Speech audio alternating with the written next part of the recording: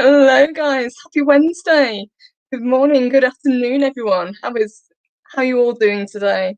Hope you're having a great hump day. I am joined by a fantastic guest this morning, as you guys know. But before I bring him on, let me say hello to everybody in the chat.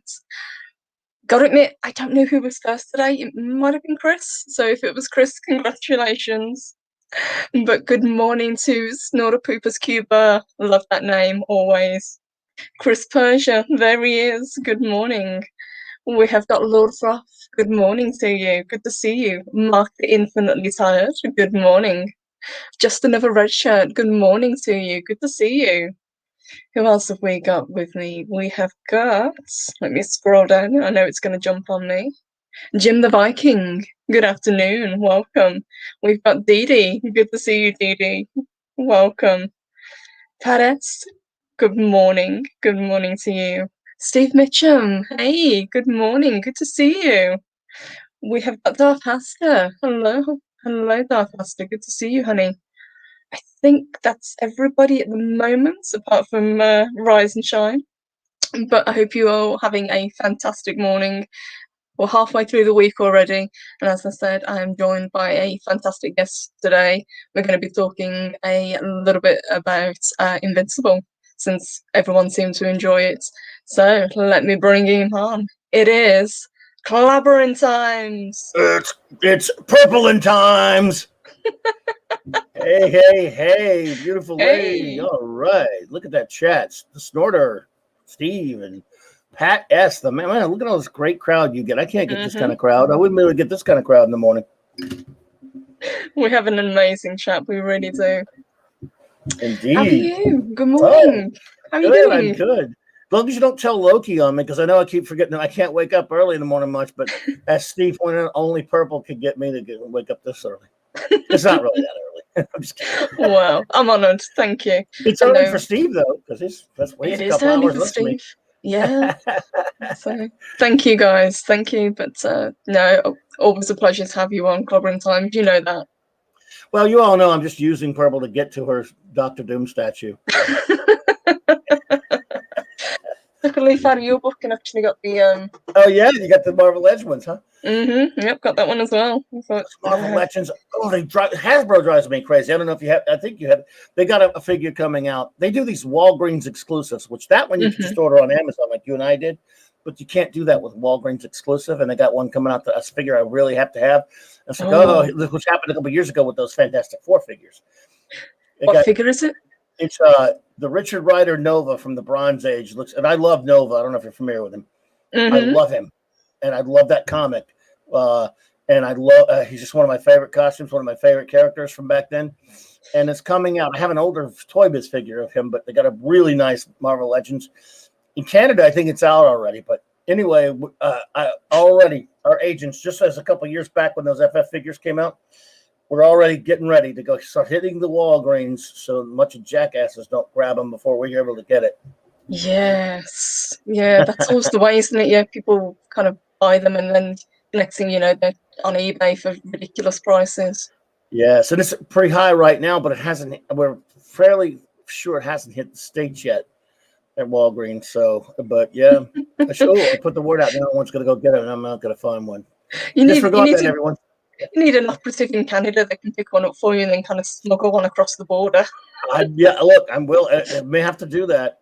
because it's already high until it hit. It's right now. It's high on, I guess, eBay or something until it hits over here. It's supposed to be distributed, but why? I just hate the whole exclusives thing. Yes, yes. If you're gonna bring out a figure, just let people be able to buy the figure. Yeah, the Doc Doom figure that you and I got, and I got a comic accurate Thanos just recently like that as well. And again, they were just boom. You could just order them right off of Amazon, but you can't do that with this. Yes, yeah, that one I picked up from eBay, but Nice. He wasn't hard to find, luckily. It is. But even that one, the price has jumped up on him surprisingly. Oh, really? Already? Mm-hmm. That's a good one there. I'm glad we both snagged that one quick. Yeah, absolutely. But I know you're not much of a collector, so we won't talk about that. What's that? Which one? I said I know you're not much of a collector, so that's fine. I had to look. I have had to make rules, and I make very few exceptions. Once, if it's something I quote unquote, as mature as it sounds, can't live without, then I'll go grab it. But if it's got to be, yeah. But there was a time, purple or the habit was killing me, and I just got, first of all, not just because it's so expensive, which obviously there's nowhere to put all these anymore. So I only made it a special occasion, characters that I see that and go, wow, I love him like the Fantastic Four or the Legion, or it's like, wow, that's such an obscure character. I don't know. Let me grab that one. Yes. So you're a lot more selective now with what you pick up. Yes. I got Union Jack, for example, a while back because I just love that outfit, the character, the Marvel one, and what was it I got? Yeah, Shang-Chi, about a couple years back. Now they got the terrible figures from the movie coming out. I got the comic book one, and the idiots with Hasbro didn't give him his, I don't know if you've ever seen the character, his robe thing. He's shirtless. I'm like, wait, you forgot to put the robe on the dude. What is the deal with that? Anyway, toys. Sorry. You've got to love the attention to detail. Indeed. And there, look, that dude Mark D with the C there is a toy museum waiting to happen. We better talk about Invincible because apparently the chat are complaining. So shall we jump into that? Well, there are no Invincible toys though, so we'll have to. There aren't. Let's go to the cartoon instead. To be honest, I probably wouldn't buy Invincible toys as much as I'm enjoying the show, because we were talking in the green room. I'm just not a big fan of Kirkman, to be honest. I kind of got suckered in with The Walking Dead and followed that for a long time. But as we were saying, Kirkman doesn't know how to finish a story, so I kind of dropped it. He does not know how to finish one. Now, this one, the good thing about that is he's going to stretch it so long for a while. At least if we get a few seasons, we won't worry about that too much right now. Well, it has been renewed. We know that much. So we are getting season 2 and season 3, which is kind of cool, which is unusual. So clearly it did very, very well. Do you think it was one of those ones that Amazon just kind of took a shot at, or is it, they were kind of seeing how popular superheroes have become, so they wanted to kind of jump on that bandwagon? Yes, I think it's a combination of that, and remember that he carries some clout. Even though I don't know if you watched, I didn't watch a lot of the Walking Dead show. I wasn't into it by then. I was kind of tapped out. I read the comic a while as you did, but he had that clout going for him as well. He had that name recognition about, hey, the guy who created Walking Dead made a cartoon. And that, I think also that made them, yes, they took a shot, but I think anybody would have probably. Yes, I think so. Of his name. Even though it's animation. Yes, I can't imagine it working any other way than animation. I mean, I know we've had things like Watchmen as live action, we've had The Boys live action, and both of those had the kind of gory, especially The Boys, if you've ever read the comic, you know how visceral that can be. But it just worked so much better in the animated version with Invincible.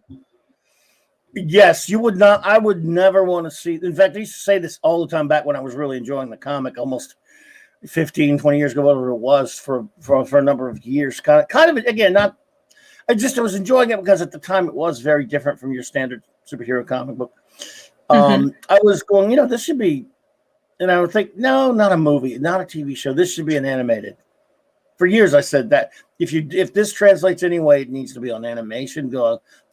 Back then I said it wouldn't be as bloody or anything. Boy, I don't know. But I thought, but animation is the way to go. Don't do a movie, please, God, don't do a movie. Yes, I gotta be honest with you, but when it comes to live action superheroes, certainly there's some I really like.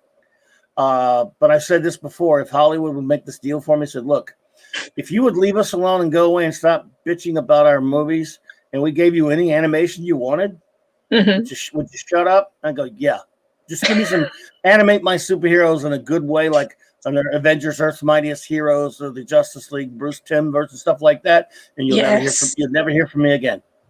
Oh, that would be pretty awesome. What did you think of the animation style? Oh, actually, just before I get you to answer that, let me grab this awesome super chat from Psychodorf, if it'll click on it. Thank you, Psychodorf, sweetheart. So he sent us a $5 super chat, and he said, love this series. I've got to admit, I'm absolutely with Psychodorf. I was really surprised, and I was hooked pretty much by the first episode. Going in, I was vaguely familiar with Invincible, but I certainly didn't know the characters well enough to have any bias going in. Oh yeah. I really love the animation. I think it's beautiful. Well, except when they're getting really, really. Again, you got to put that warning out about how gory and disturbing it is. Oh yes, it certainly doesn't pull any punches. No, so to speak. Yeah. Beautiful animation, though. That's part of it. That really enhances it. I'm with you there. And as far as whether you've read the comic or not, one thing, again, whether you like a lot of people do love that Walking Dead show. I mean, again, I never really got into it and watch it. I remember, like we talked about, I kind of tapped out of the comic before that. It's funny, years before they even did a show, I was like, this ought to be a TV show, like a dumbass. I kept saying that, They ought to do a TV show. So it was your fault then. It's my damn fault. But by then I was already checked out and didn't care. But before that, for years, I'd go, well, you can't. No, a movie wouldn't make any sense. A TV show, and then I would say it needs to be on HBO or something because it would have to be really disturbing. And then it's up on AMC of all places. But I was out, so I watched like a little bit of the first couple of seasons. First season, not even the first like few episodes, and then didn't care. But it made sense for it to be that format. And a lot of people, as you know, really are into that show. Love it. Are used to it. I don't know about now. Yeah, it did have a huge following, I've got to admit, and I think Invincible's kind of going to be the same way. You're going to have that kind of cult following. Pretty much everybody I've spoken to about it they've loved it. I mean, there's been a few criticisms, but for me, I loved the animation. I thought the voice cast were exceptional. Yes, especially J.K. Simmons. Oh God, yeah. I mean, it's just perfect for Omni-Man. But the thing about that is just with what Kirkman had said about the same thing he said about way back when Walking Dead turned into a show. He said, well, people were saying, hey, you're not following the comic. He said, well, if I did that, you already have the comic. He said, I wanted to make it different so you could have two fair. And then you know what? Again, someone else taking someone else's creation and doing that, I would have kind of an issue. I go, you know what? You didn't create it. Just adapt it normally because it's not yours. But this is his. So I can actually respect him saying, all right, yes, I did the comic. I'm going to take this in a different direction. So those of you who read the comic will see something different as well as those who didn't. So you'll have to, and also some artists, as you well know, probably look back on their own work sometimes and have regret. I wish I'd done that. I wish I'd done this. That's him. Lucas springs to mind when you say that. Yeah. And as much as I don't like Lucas screwing around with the special editions, at least he didn't mess with the stories as much, but he did a little bit. But point being, it's his. So I might not like it, but when it's someone doing it to someone else's work, I really have a problem with that. Yes. I don't mind him fiddling with his own work, and then there you have two separate things. And because and again, but I also benefit from having garbage old man's memory. So since it's been so long since I've read it, I'm sitting there watching this going, that was in the comic, I think, but it's different. It was different. And then, or sometimes asking my son, we were reading it together back when it came out, going, was that in the comic? And he's obviously much younger than me because he's my son, but even he'll go, I think so. I can't remember. So you have no excuse to have my kind of memory. You should know better. But it's and there's some things, for example, and I'm not spoiling anything here. There are things in this season that are from the comic, but way, way, way in advance of when they were. So he's taken some stuff from the far future of the comic and sticking it in here. He's done that, I've noticed, without telling anyone specifics. Yes, I had a feeling that was going to be the case. But like I said, because it's his work and because he is involved with it, you don't mind so much because he's clearly got a vision he's setting up. Yeah. And it would have been the case even if it had not been renewed. You know, we've still got a pretty cohesive story. Yes, and only 8 episodes. Remember when TV 8 episodes was not considered a season, but that's where we are. I know it's animation, but Oh, just waving to Buttcrack Media. He says, hey. Morning. Hey guys. Welcome. I love these names sometimes. Oh man. Darfaster, you're confusing me this morning. He says, are we talking about the show or the movie Invincible? We're talking about the TV show, sweetheart. Yeah, not Get some coffee. Yeah, not the Marky Mark movie. Yes. Which was a true story about a player for the Philadelphia Eagles, if I remember right. Made a few years ago. Never seen it. No, never seen it, but I will take your word for it.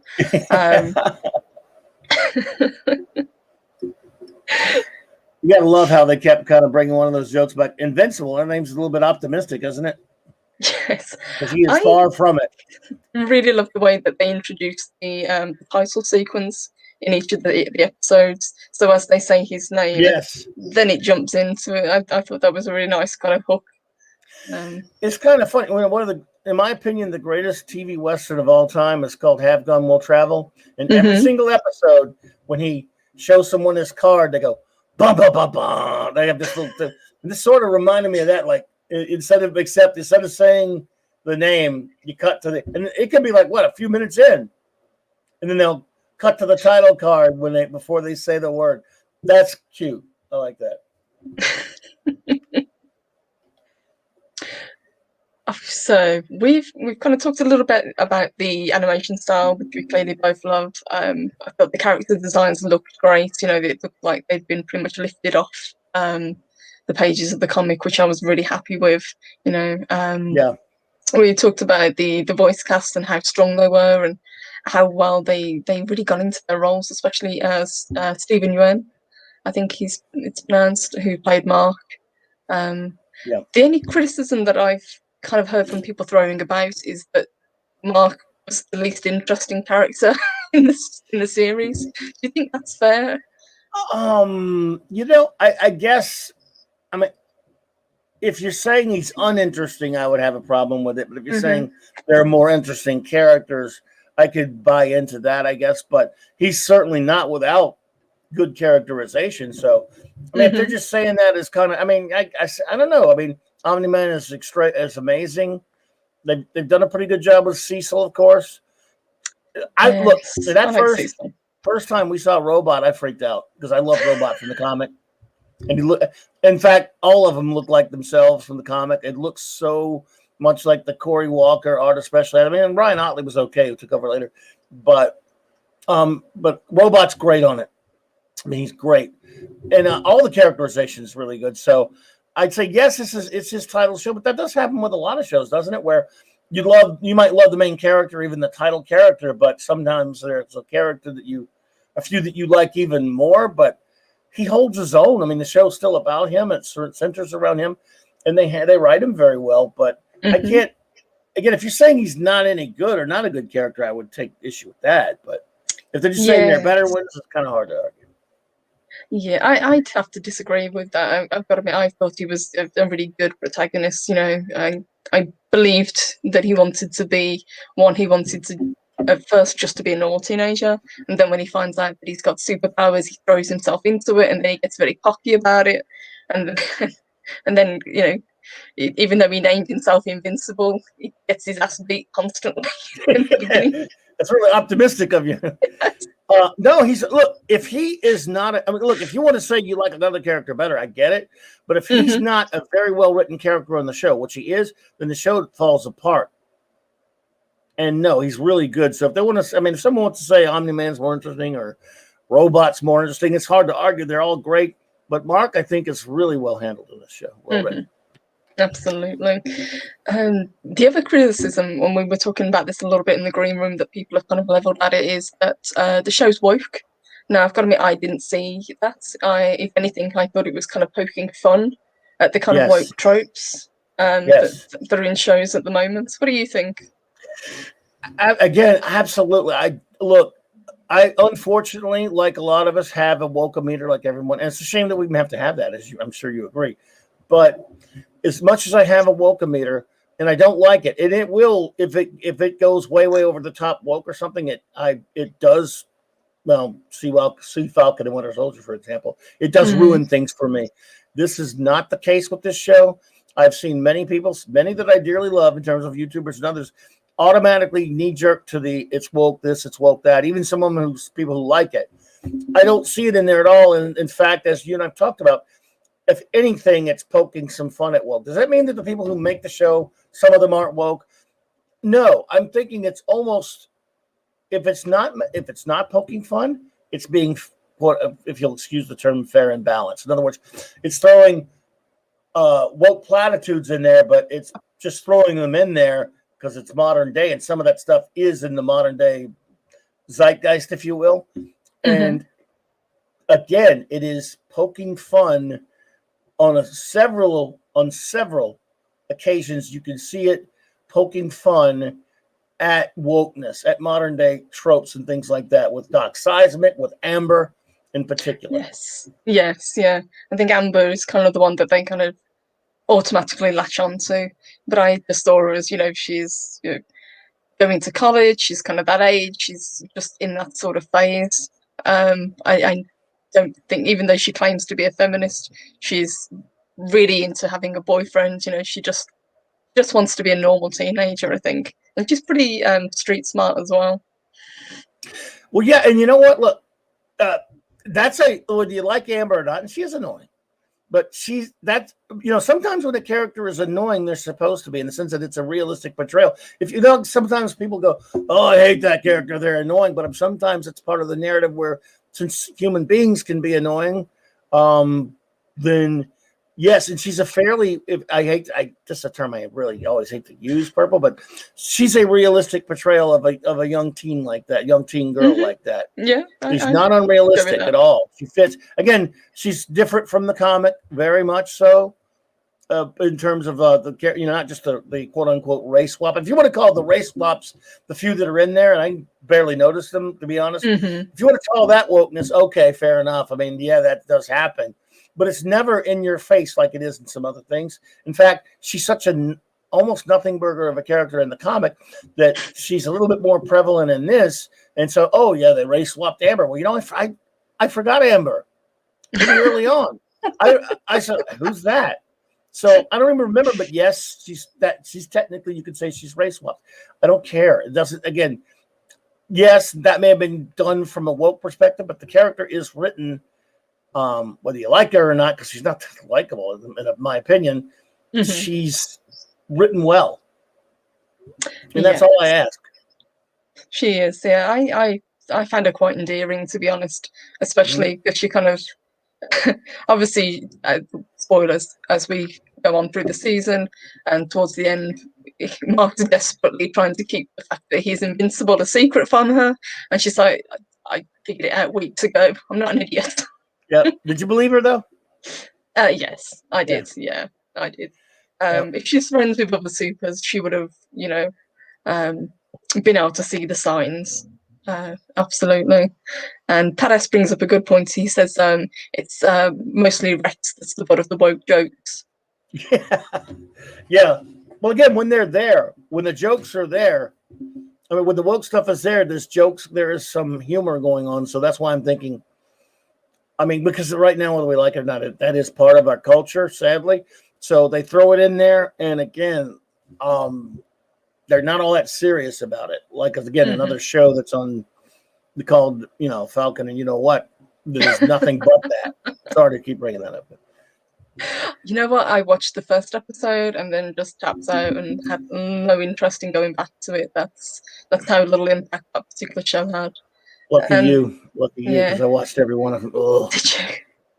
The worst part is it's now kind of put me off the Loki show, which I was kind of, if not looking forward to, at least curious about. But with WandaVision, being a disappointment, and now having no interest in Falcon and Winter Soldier, I was like, well.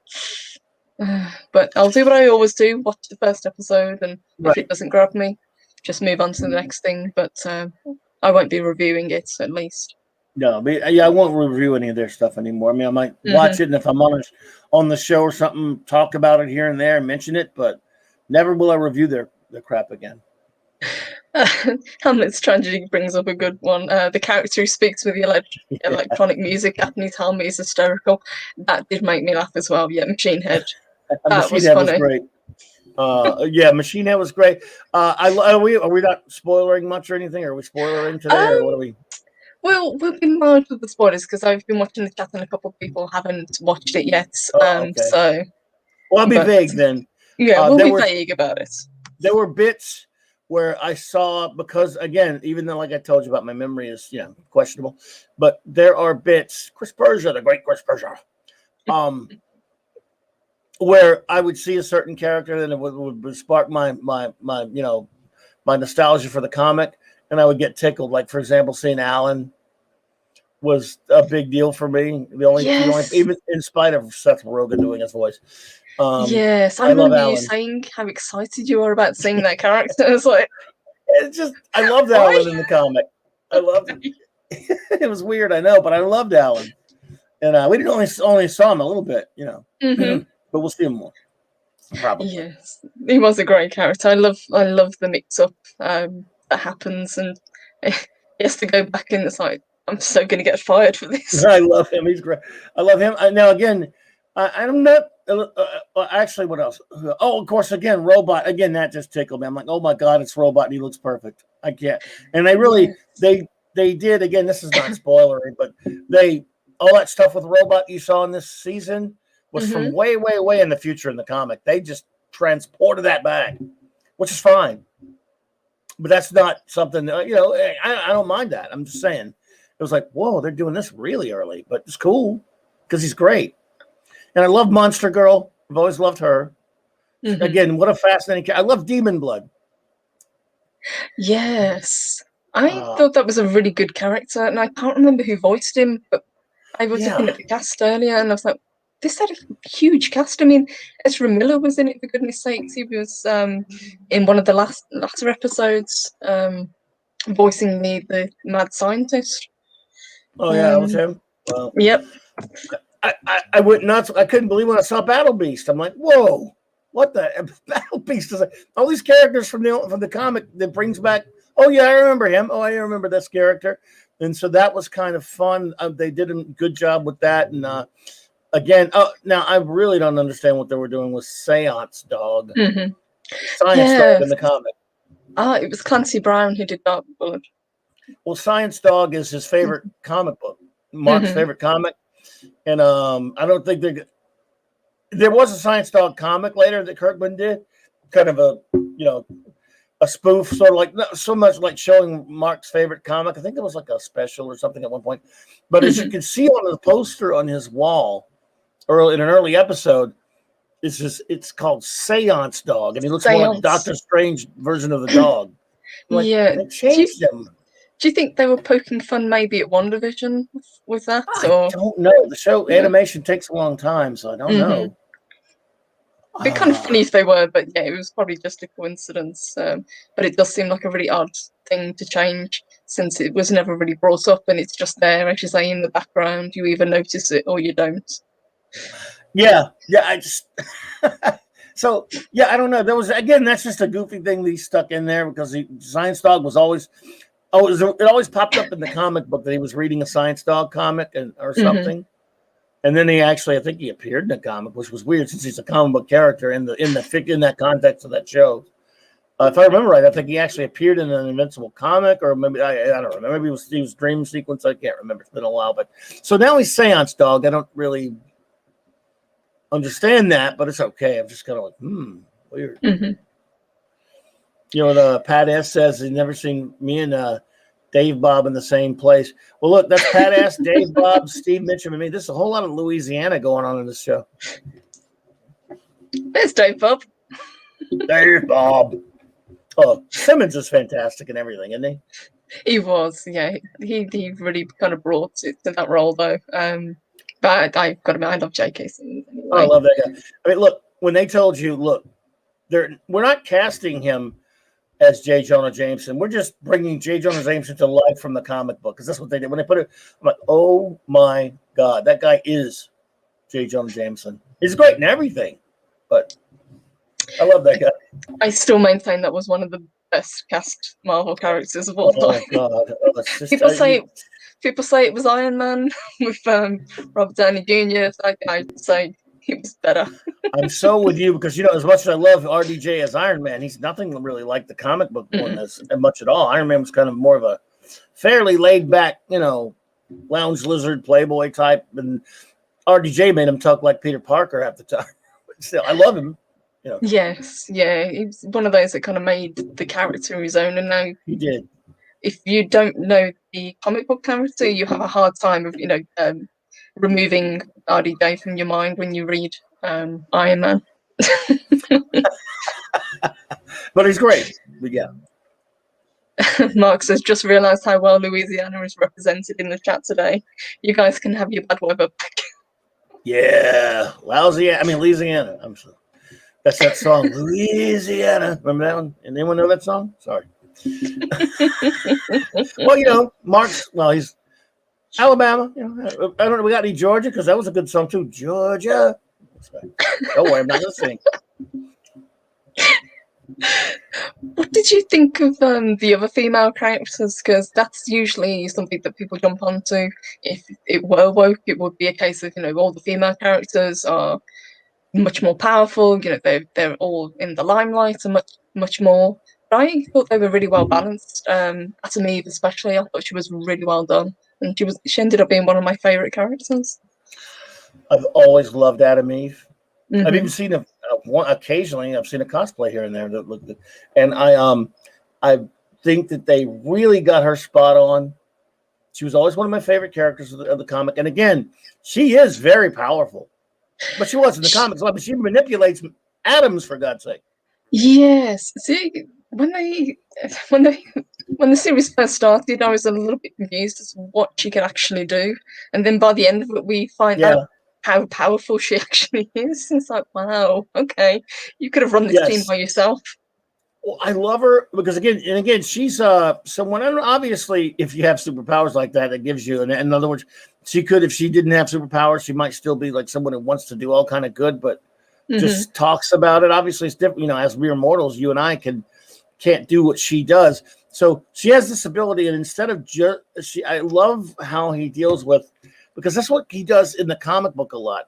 He uses some of these superpower people in more, I hate the term, but in realistic ways, in the sense that it makes sense. Like someone with the power just to punch things or to throw things might fight villains, but someone who can manipulate matter could do these amazing things that she does. And I love that he shows that, her going out and helping people with, let's just put it like that, helping people with their powers in a non-superhero type way, in a helping crops grow and doing all these other types of things and stuff. Yes. And that speaks well to her character. She's someone that she's more happy. She's kind of a hippie in a sense. And I love how they do that. And it's really great when she goes and just makes the stuff with her parents. And again, by the way, that was even fairly well handled. Her dad wasn't portrayed as a bad dad. He's just being an overly protective dad, perhaps. His parents were not monsters. They were not abusive. They were stern with their daughter. And of course, she has, again, a lot of daughters would take it, but she has superpowers, godlike powers, so she can just go screw you and leave. And again, like a lot of young kids might do at that age. She did it respectfully. She didn't do it in a way, she could have, like you say, she could have blasted the house apart. She could have All she does is just make a door and then leave. She could have left them a door, but exactly. But you know what? She did what maybe a lot of kids her age who were pissed off at their parents might do if they could manipulate matter and have those superpowers. And yet, yes, he was stern with it. But what he said the worst day of my life was when you got those powers. And she took it in a bad way. But it just meant that he knows, as a wiser, older man, and an adult, because she's still a kid, he knows that that's going to be a curse forever. You're going to be stuck in that world and dangerous world of superheroes and stuff where your powers are going to make you a target. That's what he meant by it. But was he portrayed as just a completely unfeeling, horrible monster like they would kind of do with these days? No, he loves his daughter. He was a little, of a jerk about it, but a lot of parents come off that way to their kids sometimes. So that was all very done in a very real way. Yeah, it's well written. Got to admit, pretty much all of the, the parent-child relationships in the series seem to have been done really well. With Nolan, Omni-Man, and his wife, with Mark, and obviously even the villain with his daughter. They were all very realistic, I thought. They weren't portrayed as being, bad parents. There's always a reason behind what they're doing. No, even Nolan is not. It's not the traditional bad dad trait, and without, I guess you can't call it spoilering because things happen down the road about the character that I won't go into. But it's not as simple as him just being evil and being bad. But as a parent, he was really good. In fact, again, without going too much into spoilers, what saves the day is the fact that he screwed up and raised Mark as a human. Not a Viltrumite at all. And you raised him as a human. If you'd wanted him to go your way, you probably didn't start early enough on him. Yeah, which is a key to the story. And Mark is human. Yes, he's Viltrumite in blood mostly. And that scene. I won't jump ahead, but that's that last scene in that last episode. I know the one you're talking about. Yes, yeah. Absolutely. It's funny after all that horrible carnage, and it can make you cry at the end. It was really moving. I had a lump in my throat watching it. I was like, wow, they really managed to flip, as you say, this what just went before to this really kind of touching scene. I was like, this is really well done. This is a great episode. Yes. Oh, and it might be I think maybe the best of them at the same time. Like, oh, it's disturbing. It's a hard one to watch, yeah. And so if anyone hasn't watched it, obviously there's a lot of violence and gore throughout, but they really amp up towards the end. So just as a heads up, if anyone doesn't really like gore, that's where it heads. But Jack of all casual said, yes, she does have sort of like Molecule Man type powers, Eve. And, he also makes a good point. To indoctrinate, you have to start early on. And that was his mistake. Yeah. You let him be a human. Well, I suppose for the longest time, it's because he didn't realize that Mark was actually going to inherit anything. He just raised him as a human because that's what he thought he was. But he did know. He did say, you're going to get your powers eventually. So he did. I mean, his Viltrumite blood, he was going to get power. They're not quite as pure as his, but yes, this.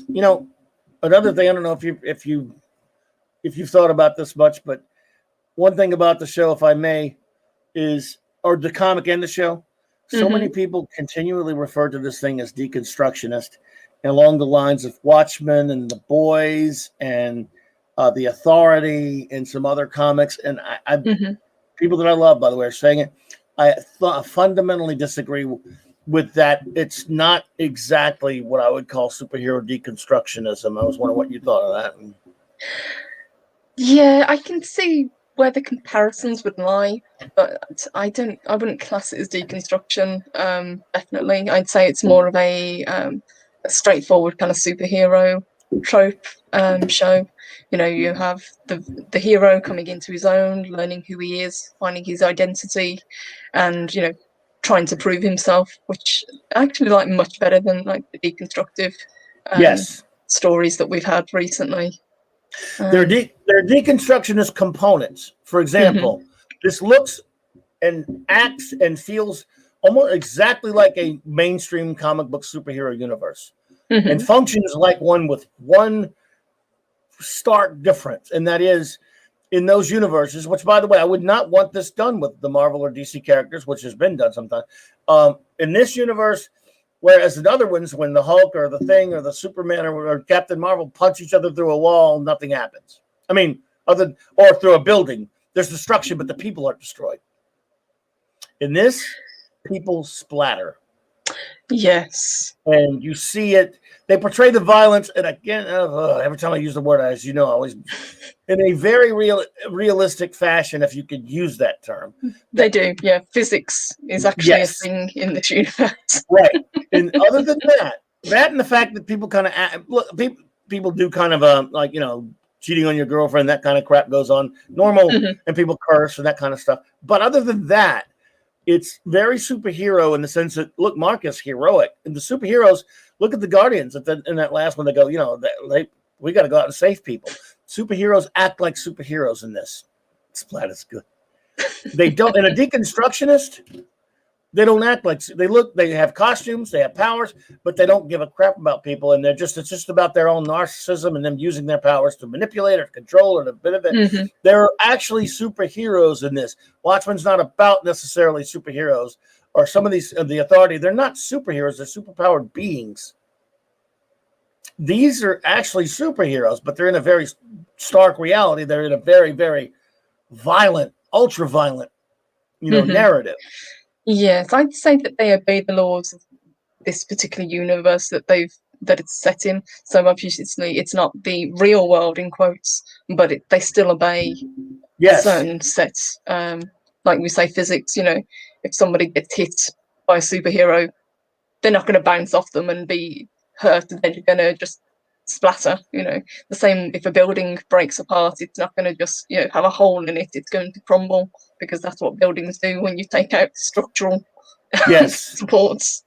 Right. I think that's what differentiates Invincible from other things like, again, Watchmen or the Authority, or any of the Millar, Ennis, or Ellis type stuff, which are fine. I mean, I like some of that stuff. I'm just saying, those guys go straight for the nihilism, and they go straight for these are superpowered beings that are all horrible, irredeemable, stuff like that.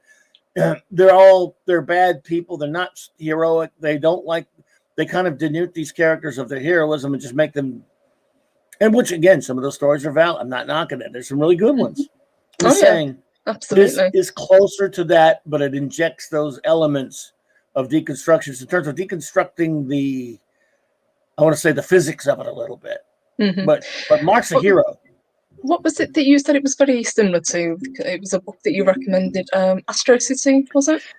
Kurt Busiek's Astro City is, in my opinion, the absolute greatest, and I'm including some of Alan Moore's stuff in this, greatest usage of all of the superhero tropes, and including every one of them without putting any deconstructionism whatsoever. He doesn't fall back on the deconstructionism trend at all.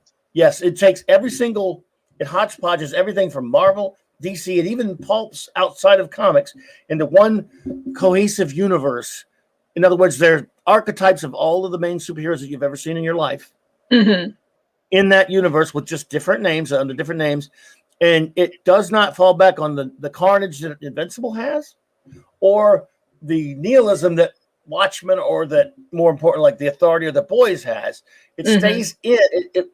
And it does, even though it has some dark things. It's never been done better, in my opinion.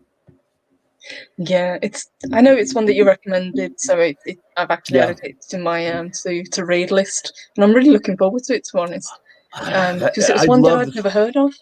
I've loved it. Just hit its, like, last year. I just celebrated its 25th anniversary, so it's 26 years now. If you ever get a chance, if you read that first miniseries, and if that doesn't hook you, it's just not the comic for you. If you ever do, I would love to hear your opinions on it. Yeah, absolutely. I'm actually watching a few on eBay at the moment, so I'm going to try and pick as many up as I can. I think there's about 15 altogether, if I remember correctly. Let's see. It was a 60-issue miniseries in 1995. Then a bit later, Oh, they did like you know how you used to do like 0 issues or like a 1/8 like a 1/2 issue that that was probably one of the few comics in my life that ever made me cry.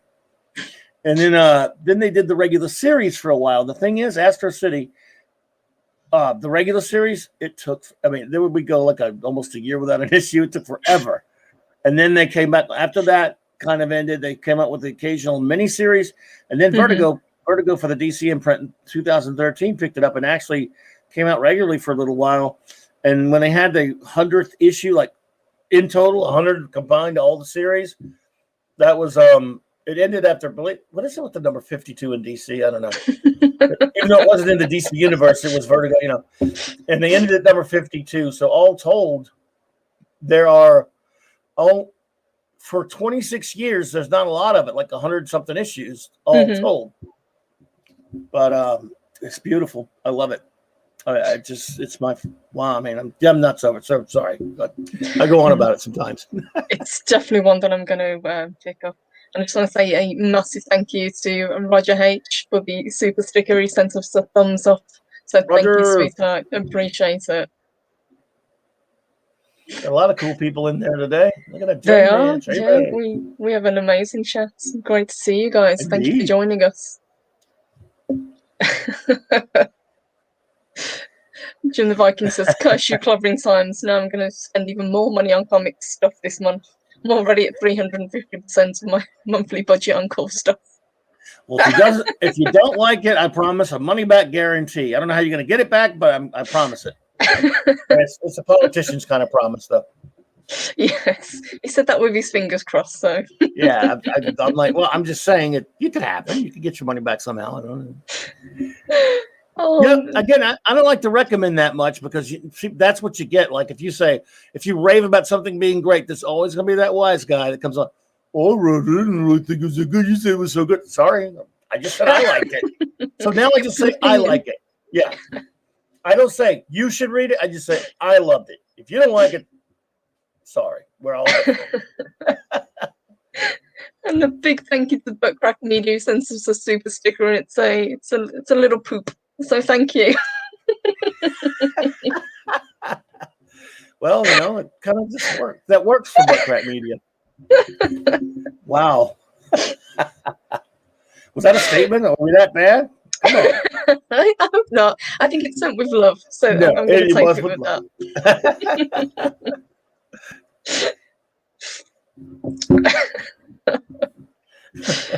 Oh, gosh. Jim says 487 for the paperback on Amazon. I'm going to live on which one? Water and Air for the next 5 years. Try eBay, Jim. That's what I'm looking. Which paperback?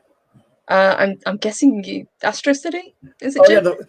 The first one's called Life in the Big City, but again, we're in different parts of the world. Maybe it's tougher to get. You know, I had I'm not a big digital guy, but I have some of it because it's kind of fun to blow it up on the big screen of my TV when we read comics that way. I don't know if you've ever done that, but it's kind of fun. Yeah, and I have a bunch of the Comicology, had a bunch of the Astro City cheap, and then Busiek took it off of there or something. I still have mine, but I'm like, Oh, okay, I see.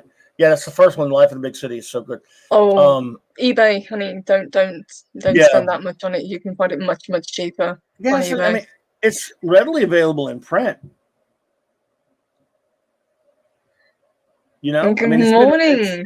Good morning to Az. Hey, Az. Az, there you go. Just picked up a copy of Invincible #1. That must have been expensive, sir. There you go. Az, a big fan, sir. Thank you, Az. Appreciate it. I have the big omnibus of that, and I had all the trades back by the time I started collecting Invincible back about whenever it first came out. There were only a few issues out, and yes, some of those early ones are tough to get. Yes, I was going to ask you because you said obviously you read them as they came out. Was it a case that you picked them up, or did you just go for the trades? A buddy of mine recommended that. This again back when it had probably only been out for possibly about a year or so at that point, or maybe a little less. And he talked me into getting it, and so I went ahead and bought like the first 11 trades. But then I started collecting the staple back monthly after that because once I got done with the trades, I was hooked, and I got to start getting this. And I remember I got the big Ultimate Edition for a present from someone many years ago. But so yes, I had those, and then I collect. Like I said, I bought the book well into the like 70 something or other, and kind of tapped out. But it was a fun ride. It was now back then, of course, sometimes it was very late. Like a lot of the better comics, scheduling was a problem. So, but yes, I still have them all, of course. I didn't sell them like I did my Walking Deads for that big Thor statue I told you about. Yeah, well, to be fair, Walking Dead giant Thor statue, yeah, I probably would have gone with the statue as well, to be honest. Oh yeah, you've seen my Thor statue, right? That's worth a billion Walking Dead garbage comics. And like you say, you can pick up the trades for really cheap if you really, really love The Walking Dead. But no, that statue was awesome. Yes, absolutely. So I'm sorry if anyone likes Walking Dead and I offended them. You have a good day, Hannah. It's tragedy. Have a good one. Thank you for being here, honey. Appreciate it. I love that name. The names are amazing around here. We have some great people in the chat. Since we both enjoyed the series so much, are you looking forward to obviously the next seasons? Is it something you're going to be really into, or is it going to be one of those you're going to wait until it comes out and then decide if you're going to watch it again? Oh no, I'm very much looking forward to it because again, like I said, with this, for those who have not read the comic, you can watch this and be surprised again, especially if you're like old like me and your memory's garbage. So I forget a lot of stuff anyway, but. Yes, it is. It feels new because he's changed a lot of things. So yes, I am very much looking forward to it. If they go anywhere close to some of the things I'm expecting, again with variations, of course, it's going to be a hell of a ride. There's still so much to explore from the comic book that I'm looking forward to him doing. And again, he'll do it from a different. He will do it from a different angle. Yes. You know, like I said, in this 8 episodes. He took stuff from his far-flung future of the comic and brought it back in, and he hodgepodged things and he mixed some things up, which was, I think, a nice idea and actually pretty well done. So the execution is great. I wonder how long it's going to take. Yes, well, I would imagine, well, since they've announced that there's season 2 and 3 coming, I can't imagine that season 2 isn't at least mostly done in the bag. Because, like you say, animation takes a long time. I know they probably took a little bit of a chance with Invincible because, you think, oh, it's animated, it's going to be for kids. It's definitely not for kids. We know this. But everyone that's watched it seems to have at least enjoyed it, if not, said this is the greatest thing ever. But nobody has anything really terrible to say about it, which is kind of refreshing, to be honest. Yes.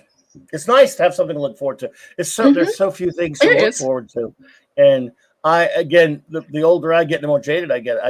Anytime I have something I can look forward to, I'm excited about it because I can't name you a whole lot. There is, I'm one of those. I've probably told you this before, Purple. I don't watch a lot of new stuff. I mean, I constantly wallow in the past, I suppose you should say, because like when Raquel and I do our Saturday night Star Trek show, reviewing Star Trek, all real Trek. And it's fun going, even if we weren't doing that, I would still go back and watch real Star Trek all the time, of course, 66 through 05. And that and other things like Babylon 5. I went back and binged it just for the hell of it recently for like the third or fourth time. And so I'd rather watch old stuff any day, but it is kind of fun to have something like this to look forward to. And I'm just wondering that since they just this week announced that they're going to be 2 more seasons, I'm wondering if that means that they haven't really started yet, which could be a while, or maybe they've started. I'm thinking they probably hadn't since they didn't get a green light. I don't know. Do you know? I don't. It's probably something to look into, but like I say, animation takes a long time, so I think. Yeah. I think at least season 2 will be in the works. And if they've announced the 2 seasons, obviously they're more than happy to continue. And Amazon at the moment are doing so well with the TV shows. It's streaming is where the audience is. Yes, we're probably looking at a good year or so before we get the second season. Isn't I still like I said earlier? It's kind of funny we're calling 8 episodes of anything a season, but that's where we are, right? Yeah. Remember, when we used to have like 20 30 something episodes. Yeah. Remember Deep Space Nine? I mean, that was every episode looked like a movie production. It was so huge, and they did 21, 22 episodes a year. Mm-hmm. In the 60s, the old show, The Virginian, was not an hour show, it was an hour and a half show, and they showed 30 episodes a year. They made 30 episodes a year. Granted, they had characters branch off and use different characters, but I'm just saying, still, now we get what? A show if we get 12 or 10, like Cobra Kai, which is great. We get 10? Is it 10? It's like, wow, dude. 10 episodes? Yep, 10 episodes. I mean, 10 great episodes, but still. Yeah. But I'm like, wow, 10 guys? And the Doctor Who people back when on New Who, when they were used to whine about doing 13 a year. Like, oh boy. Didn't know how good we had it, did we? Yeah, exactly. But even if we do have longer episodes, I mean, things like Vikings, for example, has had 10 episodes, but then they did something like season 5, which they then split into 2 lots of 10. So instead of doing like season 5, season 6, and then season 7 and ending it, they had this mid-season break, which was really odd, and it kind of threw people off. Yes. I remember I used to watch Monk on USA, which I thought was a great show, and then Psych, and they did seasons, but they would break them up. They have like 12 episodes new, and then you have to wait a few months and you get 12 more, which is sort of annoying, but it was still, they'd count it as one season. And at least you got 12, then 12 a few months later. That was kind of weird. And that seems like when they first started doing that sort of thing, like having fewer episodes. I don't know if you remember those shows, but no, I've got to admit. Monk was a great show. I love that show. And Psych. Tony Shalhoub. Thank you, Clobberin Times. Thank you for joining me today. Well, you're the best. That's always fun. You got to come on and we got to do. Let's see, we got to do our villain show again. Yes, I like to do the villain show, and I'd really like to do films based on comic books that people may not realize were actually comic books. Oh, that would be a good nice. one. Something like Red or 30 Days of Night. Those kind of films. Sure. Mm-hmm. And you did a show last week that I wish again about non-mainstream comics, which I thought was interesting. And you were talking about Judge Dredd. I mean, we should do a whole show about Judge Dredd. I don't know if you're a Dredd fan, right? Yes, I'd love to do a Judge Dredd show. Yeah, let's absolutely. Do a Judge Dredd show. I mean, I love again, I've been in love with the character since the early 80s. Mm-hmm. And I love him so. I'm not big on either movie iteration, of course, but I love the character in the comics, especially the early ones. So. And Colin says, "Loved Monk. It's a blessing and a curse." Yeah, good line. Yep, great line from it. It's a blessing and a curse. Great show. Thank you, Keely. Roll Tide. Keely, it's a courtesy when I say roll tide because I'm an LSU guy, but roll tide. And Saban sucks. Sorry. Looks like we've got a few Judge Dredd fans in the house. That's pretty awesome. Yep. When you're saying I am the law, I hope you're not saying it the Stallone way. I am the law, Sorry. I apologize. Roll Tide. Look at him with his Roll Tide. It's always Roll Tide with Keely Chow. Oh my gosh. It always makes me laugh though. So even though I'm not a football fan, I always have to say Roll Tide back to Keely now because absolutely. It always makes me smile. Keely's good people for an Alabama and Mark the Infinitely. I'm looking at you, Mark the Infinitely Tired. Oh look, there you go. Yeah, I said Roll Tide, but I didn't mean it. It was courtesy. It was platitudes. Oh my gosh. Tell people where they can find you, Clobberin Times, and what you've got coming up, because I know you're a busy guy. Oh, well, let's see. Wednesday, which is, I guess, would be today, would it not? Tonight, I'll be doing my usual open geek silliness, which is Clobberin Times, 8 p.m. Central, where I'm just going to be, I don't know, I'll think of something, as I always do. Now, Thursdays, as you know, we have 1 p.m. Central Standard Time.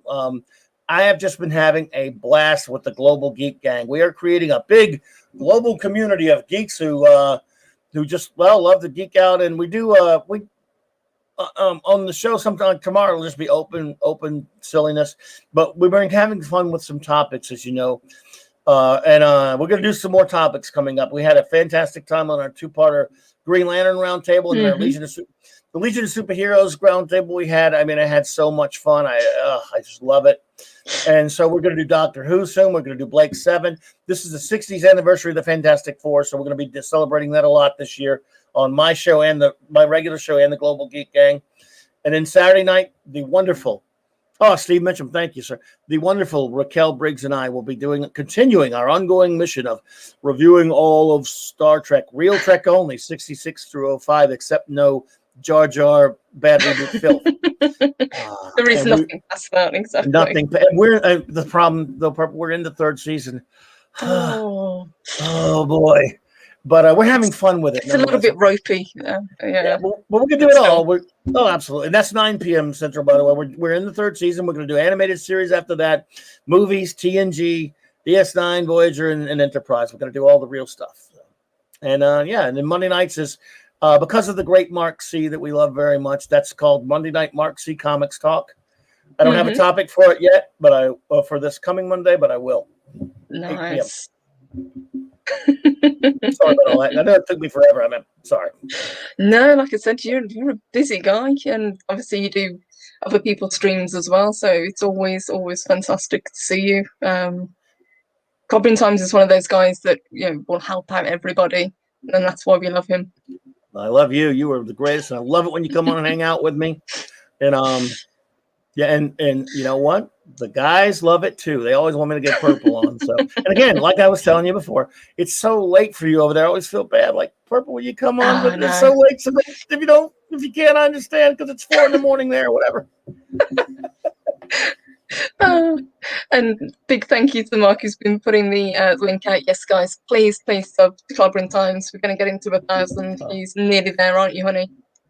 No, I was actually over. Like, I lost 50 subs the day before yesterday for some reason. So I was up and I got over. I can't stay over 700. I was, so I'm a nothing channel, as you know, but I just do this for fun anyway. But yeah, I was. I lost 50 the other day, so it might have jumped 100 if 5 minutes ago, and then I'll go look, and it'll go back down to below again. So they'll be back. It's probably just YouTube being YouTube as usual. So don't you worry about that. Just hate me, but I don't care. I hate me too, so it's all right. Steve says it was Loki's fault. Everything is Loki's fault. He's not here, so let's just blame him. We love Loki. We love Loki.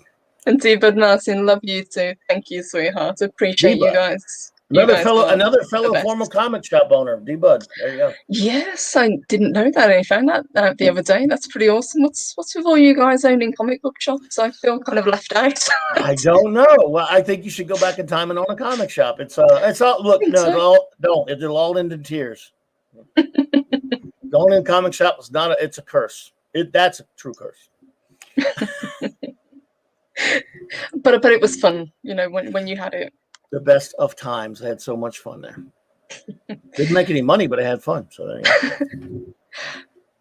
That's what it's all about, as I say. As long as you're having fun. Same with YouTube, guys. If you're having fun, you're doing it right. So you ain't have no fun, you don't belong here. Massive thank you to Clobberin Times. Thank you, honey. I really appreciate it. And as he said, he will be back on this evening on his channel. So I will definitely be there after the game stream, listening in to whatever you'll be talking about. Looking forward to that. And I will be back on Friday, 10 a.m. Central, as usual. So thank you so much. Should be pretty cool. It is an honor to be here. You're very welcome. Thank you. Thank you, guys, in the chat. Really appreciate you, as always, joining us. Big thank you to everyone who sent in the super chats and super stickers. You guys are amazing. Thank you. Appreciate you. And hopefully I will see you guys this evening on Loki's channel. If not, we will definitely see you around YouTube.